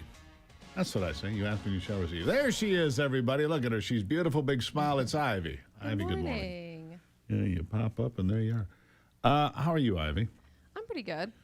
What a great weekend. Weather was great. It was, man. Remarkable. It was actually pretty hot yesterday. Like 80, it was like 85, 87 degrees here yesterday. Yeah. Got the outhouse. It's Everybody like, okay, was worried. the southern states are going, yeah. Get over it. Get over it. We've been like this for several months. Yeah. But, us northern folks are not used to that kind of hot weather. Yeah. So.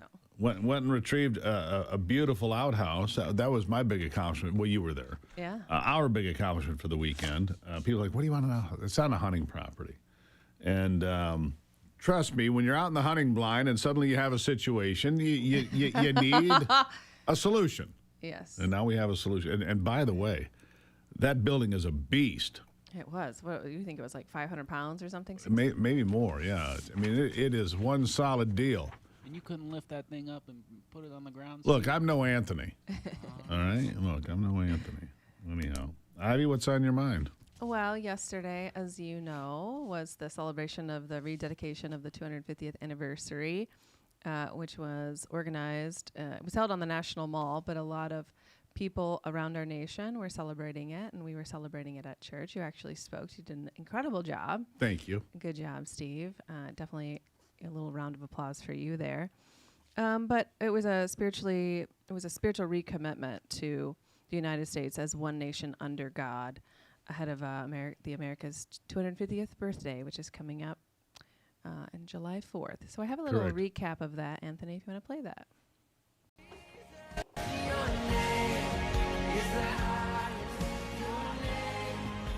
There is no way to grasp the last 250 years of America without looking to the power of prayer. Our rights don't come from the government. Our rights come from God, the King of Kings. I said the Lord of Lords. I said the Alpha and the Omega, the beginning and the end. That's our God. Lord, we love you today, Jesus. We love you because you are the one that brought us to Washington to worship you. We glorify you, we magnify you, we lift you up. You are the same God yesterday, today, and forevermore. We pray that you bestow upon all Americans a renewed love of country, hope for the future, and faith in your everlasting mercy and grace. We hereby rededicate the United States of America as one nation under God.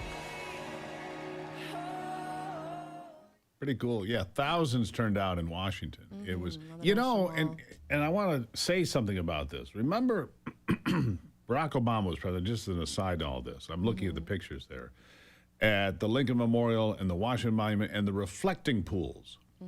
The reflecting pools for tens of millions of dollars were redone, allegedly, during the Obama administration. Way over budget, way over time. and they were filled with sludge and slime and algae within a couple of weeks. Well, Donald Trump said, you know what? We're going to fix this. So the reflecting pools in our nation's capital are crystal clear and beautiful in time for our 250th anniversary. You know, and he did it under budget with less time than, it's significantly less than Obama. And I see those pictures of the reflecting pools, and I think, you know what? It's nice to have something that takes pride. Absolutely. In our nation's capital. 100%. Not only in the way that it looks and the way that it's perceived, but in its safety too. Yeah. We have traveled there a lot, especially you for work. And there were times where I'm like, Steve, you need to not be there. Well, no, just be very cautious, be very careful, especially at night walking the streets. And we really don't feel that way anymore. So I don't. No, the National Guard was an absolute success. I don't care what your metric is. I don't care what your political persuasion is. Mm-hmm. Washington is far safer today than it was a year ago. There's just no question about it. Carjacking's down, murder's down, rape is down, assault is down, armed robbery is down. Every metric. Yeah, I actually had there was a woman that you met. She works for the Epoch Times, and she was actually telling you a story about she was walking one day, and a criminal had come up to her and bashed her in the head and was stealing her purse. And yeah, she was like, pregnant please at the tell time. me, she was pregnant at the time. Please don't, hurt me. And the guy hit her. Yeah, really hurt her pretty bad, and but really she survived. The baby survived. Yeah, thank goodness. But so when was it, Steve, that you really realized how incredibly blessed and how much you love this country? I think you were you're 7 years old or something.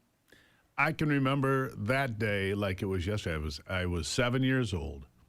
Standing in the house I grew up in, the kitchen, right off the kitchen were stairs down to the basement. And it was this awful 1960s green. Did it have shag carpet too? Yeah, the house had that too. Yeah, blue and green shag carpet. But anyhow, excuse me. And I was standing there at the top there, and I don't know why I had this revelation of being an American and how blessed I was to be an American and not a Russian at the time or anything else. And it struck me at the moment of being a child, thinking how blessed I am to be an American. But it has resonated throughout my lifetime. And I get really emotional. I get really serious about this stuff, as you know. Yeah. Fighting for this country. When I see people that hate this country, it almost makes me sick to my stomach. Me too. I mean, for all that America has done, America is the shining city on the hill. There's no question about that. We are the last best thing. And if America goes away, if there's a post-America world, there's nobody to run to. Yeah. There's no place to run to. There is no place to hide from dictators like Xi Jinping or the regime in Tehran or the dictators in Cuba. Luckily, I still North think... Korea. Or North Korea. But, we got rid of one. Maduro was taken out of Caracas, Venezuela, January the 2nd. And the Venezuelans celebrated. Yeah, and they're still celebrating. There's a prisoner exchange coming up where they're sending some more of Maduro's henchmen to the United States, apparently. I just read this yesterday. That never would have happened. Right. Never would have happened because that was a global crime operation. It was organized crime on a global scale running out of Venezuela with Maduro pocketing all the money. Anyhow, there seems to be a good working relationship with Darcy Garcia Rodriguez, who is the acting president of that country. Yeah. We'll see where it goes. Anyhow, good seeing you, Ivy. Thank you for that. I'll be hanging we out. ran out of time. You gonna hang out? Yeah. All right, she's gonna hang out. I love that. We'll be right back.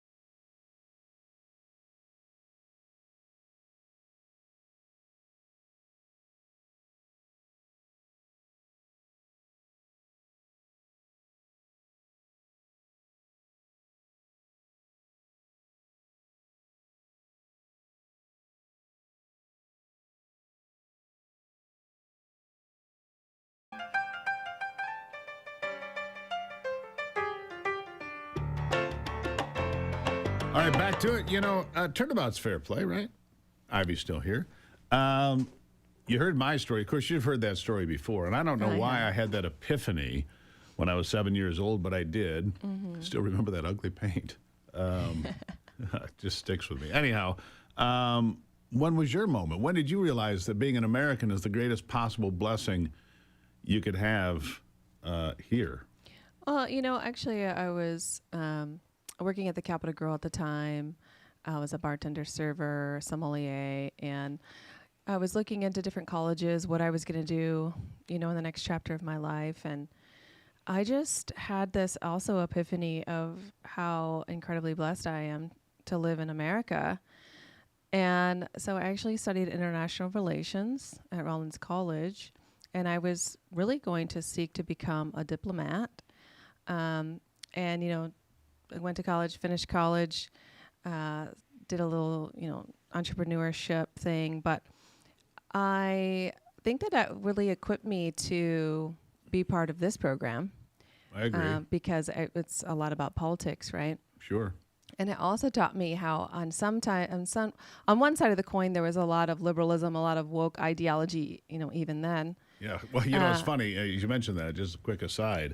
She still has, like a lot of people do, many of her college textbooks. Mm-hmm. And I'll pick these things up and read them and go, what is this garbage? Yeah. Not all of them, but enough of them, I think the one was we're out of water or something like that. Yeah, we're out of water, we're out of oil, we're out of hope, capitalism is bad. It's like, what is this crap? Weren't you playing a bite the other day about that there wouldn't even be like human civilization anymore? And in 10 years, I've 10 got years that. time. So that's coming tomorrow. Okay. The monologue tomorrow, guys, you don't want to miss this. I'm going to look back at 50 years of, oh my God, we're all going to die. There's going to be famine and flood and drought and disaster and pestilence and all of that never comes to pass. They make all these wild predictions. Al Gore and Greta Thunberg, who now, by the way, she's gotten rid of the climate thing. She's now a Palestinian activist because, what do you do with your life when that doesn't pan out, right? Mm-hmm.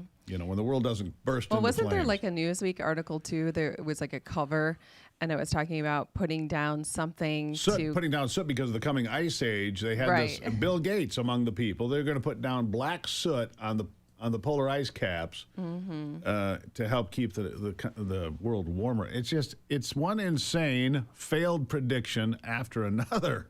Anyhow, sorry about the aside about your books, but No, it's fine. Yeah, but that was when it was probably like 25, 26 years old, and really just had the realization like, wow, I'm so blessed to be here, being American, and I love this country. Always have. So here, and as we sit here on the 250th anniversary, I wonder about the people who, we don't want you to eat meat. We don't want you to drive a car. We don't want you to, use toilet paper. Whatever it is, crazy stuff, right? Free. It's all this. Take away your freedoms. Mm-hmm. Well, America is bad. We need to rewrite the Constitution. Really? Yeah. We are the longest functioning government in world history at 250 years. France has been around forever. China's been around for 5,000 years.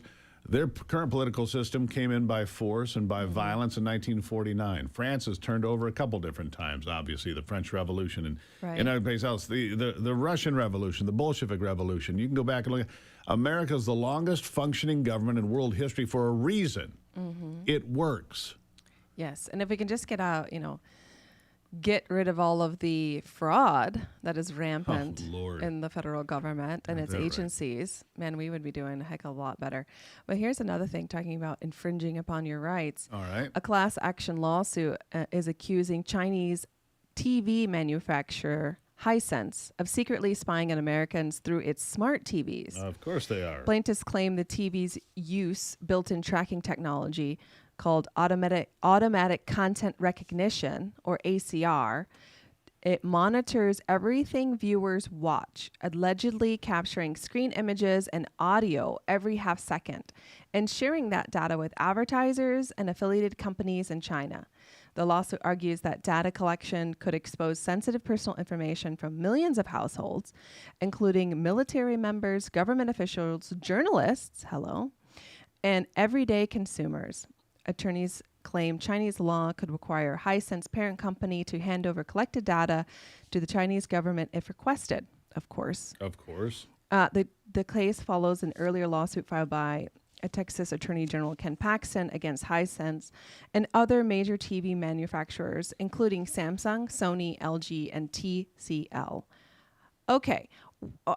We talked about these cars, the monitoring system that are going to be in vehicles. And now it's like, we kind of knew that possibly TVs could be doing it, but to this extent, Two things. I mean, the data collection has gotten out of control. Three things. Samsung was the first company to do it. All right. Samsung was the first company to start collecting data on their television. They've done it for I have an idea, years. Steve. Let's go back to non-smart technology. Can we do that? Yeah, it'd be nice. That ship has sailed. Number two, Hisense. I owned a Hisense. I think it was a refrigerator and rental unit. It was junk. Terrible, terrible piece of equipment. That was years ago. And Chinese technology continues to improve, obviously. Back in the day, my grandfather used to say, if it says made in Japan, it means it's junk. You'd have something stapled, on the bottom of it in the 70s or 80s. Made in Japan, junk.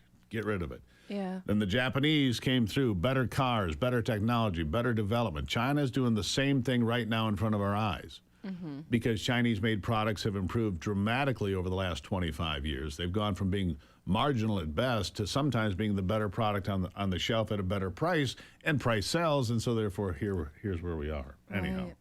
And I forgot the third thing because I'm old. It happens. But it just makes me think, man, can you even buy a non-smart TV? It doesn't have the apps and everything else? Oh, I know what I was going to say. Vizio was purchased by Walmart. Yes. And I told you have to buy into their... You have to buy their smart TV program to get your television. So even after you buy your TV, you have to buy a subscription to Walmart, who monitors your information so they can sell you things. Or your TV doesn't work. It's in the fine print.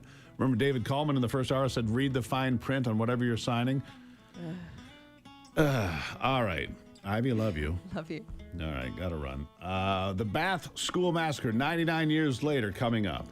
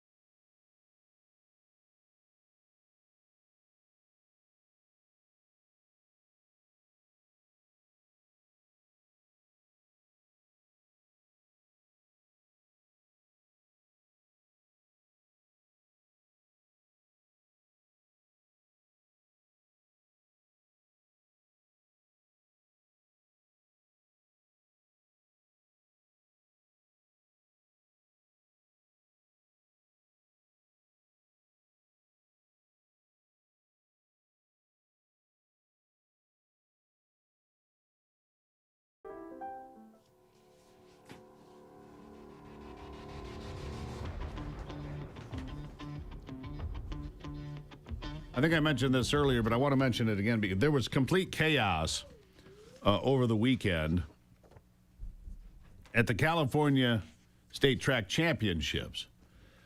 Because on the girls' side, of course, in California, there's a transgender athlete who won the high jump, the long jump, and the triple jump by a mile. Right? But instead of just putting that person at the top of the podium, they also put the woman, the actual woman or girl or whatever that won the event on the podium with the transgender athlete, creating more confusion. So is the transgender athlete legitimate or not? The answer, of course, is no. Not legitimate. You don't put a man in women's sports and call it legitimate. It's not. And so it just created this explosion. Trump's DOJ filed a Title IX lawsuit against California after the same athlete won 2 state titles last year. I mean, this person has a wall full of medals and trophies competing against girls. Let's be honest. It's not right. It's an 80-20 issue, maybe a 90-10 issue. Nobody wants that. Nobody. All right, so I woke up again feeling great. I'll tell you why. We switched beds, 2 months ago, 3 months ago now, to a ghost bed, the American-made ghost bed sleep system. I'm telling you guys, This is a rockin' bed system. I don't know why. It's got cooling technology, so I don't sleep too hot. The firmness is exactly right. If you've got a partner and you don't have the same sleeping habits, you can get a split king, so you can each have your own firmness or whatever. It's got the mechanics so you can sit up, mechanical beds, you can sit up and read if you're so inclined. It's a great sleep system.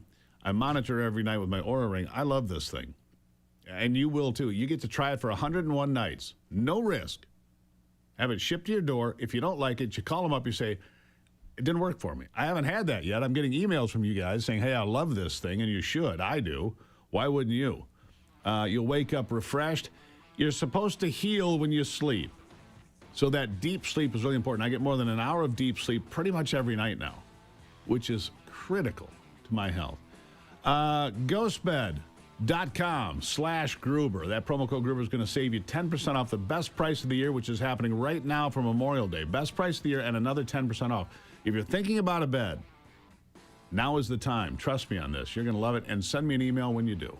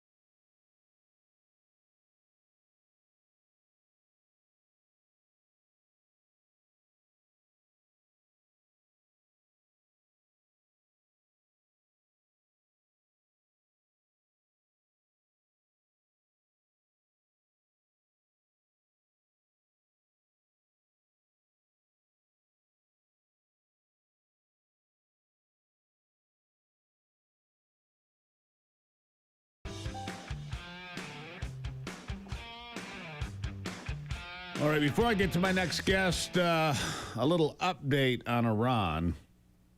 Just watching the air traffic.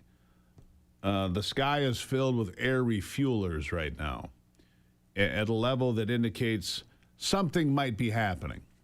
It's not a for sure thing, but it's something to keep an eye on, and I want to make sure you're up to date on that because the ceasefire has been hanging by a thread.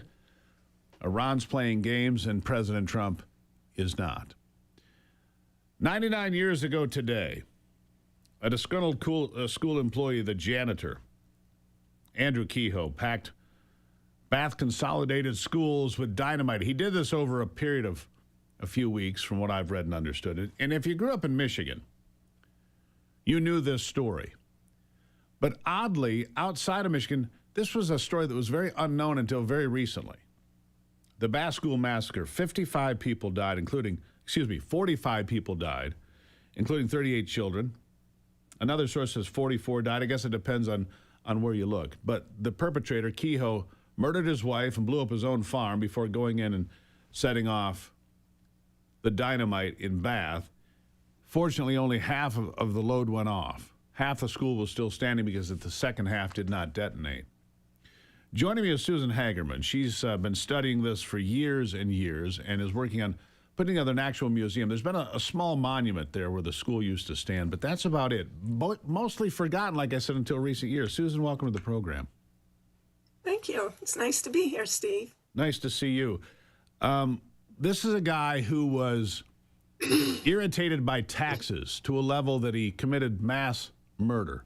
And it's the biggest school massacre in American history, and that stands, and it's not a record that anybody wants to beat. But, I mean, for a lot of people outside of Michigan, this has been an unknown story for years, and I'm glad you're doing this work.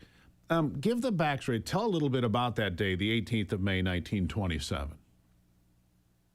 Well, the morning was a very nice morning. It had rained the night before, and so the air was crisp and clean, and everyone had the smell of lilacs. So any survivors that anyone talked to, they always mentioned the smell of lilacs. The children went to school that morning thinking it was going to be a wonderful day. It was the last day or two of school for the year. Some of the kids didn't have to be there because they had high enough grades they didn't have to take final exams. Some of the seniors were in the Methodist church right next to the school practicing for commencement, which was supposed to have taken place in the next day or two. And everybody just was acting like it was a normal day, which it was. Kehoe actually greeted the kids at the door with a smile. He did that quite often. The kids seemed to like him. They were not aware of things that he was disgruntled about. This 8:45 was when he had the timer set to go off. When the classes would be in session, some of the teachers were reading stories to the students. Some of the classrooms were having their final test. My dad was in the 3rd grade at the time. He had Miss Weatherby for a teacher. She had a 3rd, 4th grade overflow class. And he had a sister in the 5th grade and a sister in the 6th grade. All 3 of them were involved in the explosion. He had a younger brother in either kindergarten or 1st grade. He was in the part that was not damaged, so he was okay. He had another older sister who was in the class of 27. She was in the church. And even though the church was knocked off its foundation, all the windows shattered, nobody that was in there was injured. My dad was buried. He said when he came to, he looked up and he could see a little peephole of light. And that's all he saw. And he kept calling out for help. Of course, he had no idea what happened. Everything was black. And nobody heard him. So in his mind, he just went over things that he had done that morning. And by then, somebody had found him. He later on said that there was a boy laying across his legs that had been killed. And when the ceiling came down, my dad had said that if that boy hadn't been laying there, he probably would have been killed too. What a remarkable series. And so half the explosives didn't go off. And correct. Maybe about a half an hour later, Kehoe, who had greeted the students and then left, of course, came back in his car. He had packed that with dynamite and explosives too, and he called over the superintendent and some other members, some other adults, and he blew. It was a car bomb, and he blew that up, killed himself, and killed the people around him as well, didn't he? Yes. Besides getting back at the townspeople by killing all the children, he was very, very angry with the superintendent, Emery Hike. And that was one of his key people he wanted to kill. After the explosion, when Kehoe did drive back up by the school and saw that only half of it went off, and not only that, Emery Hike was still out in the yard helping with the cleanup. He pulled his car up to the front of the school building. And as you said, he had a lot of shrapnel in the back, had his rifle in the front, dynamite underneath the shrapnel. He called Mr. Hike over to the car. And as Hike was walking toward the car, one of the bystanders witnessed that Mr. Hike was looking at Kehoe, who had a really strange grin on his face. And Mr. Hike said, "I know you had something to do with this." And that's when Kehoe shot into the truck, killing himself, killing Hike, and 2 or 3 others of the bystanders. And actually, when that happened, my dad had been carried out to the front yard and sat against a tree after he was rescued. And the noise scared him so bad, he jumped up and ran across the yard, across the road to an aunt's house that lived there, not realizing he had a broken leg. Yeah, the adrenaline might have taken over at that point, even for a third grader. Fortunately for you, he survived. Otherwise, we wouldn't be having this conversation, obviously. Right. But I want to continue this because you're in the process of, you have a small museum, but you're trying to make something bigger to remember those people. Again, 38 kids died. 6 adults, and then Nellie Kehoe was murdered by her husband that same day.